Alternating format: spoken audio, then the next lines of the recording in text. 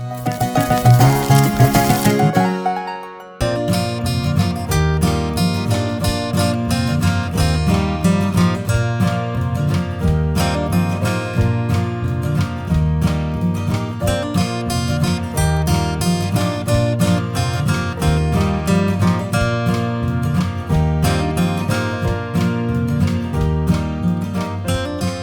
you for watching the video on YouTube channel Cute Doodle. Wish you have relaxing moments. If you feel it is useful, don't forget to subscribe, comment so that I will be motivated to make more videos.